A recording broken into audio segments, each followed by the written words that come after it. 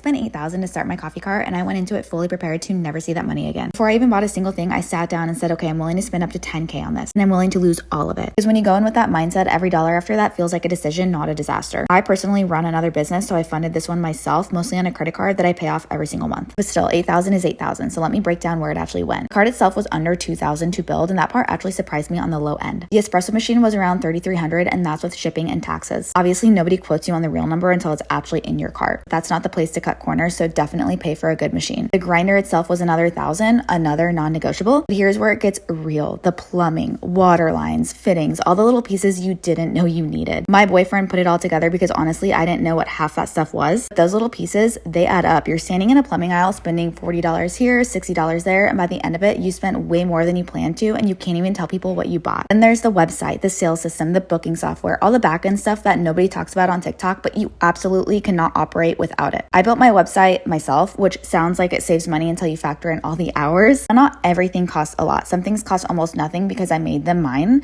The menu board I thrifted, the flower vase, the lid holder, the straw holder, all thrifted and then spray painted. The powder holders came from the dollar store. I bought signage off of Etsy and then spray painted that too because I wanted it to feel like me. My friend Emily designed the custom stickers for the cold cups, and I had custom stamps made for the hot cups. The cart didn't need to have all these expensive decor items to feel like her daily pour. It just needed to feel like me. And then the part that nobody talks about, the free events. I bought the beans, the milk, the cups, the ice, everything. I set up the cart, I made every drink and made $0. Sounds crazy, I know, but because I have a marketing background and understand that sometimes you have to do things that feels backwards to actually build something. I needed content, I needed reviews, I needed people to know my name before I had any right to charge them. So I paid for the privilege of proving myself, and I would do it again. So if you're thinking of starting a coffee cart, the number isn't what should scare you. It's not knowing what the number is going in. So decide what you're willing to spend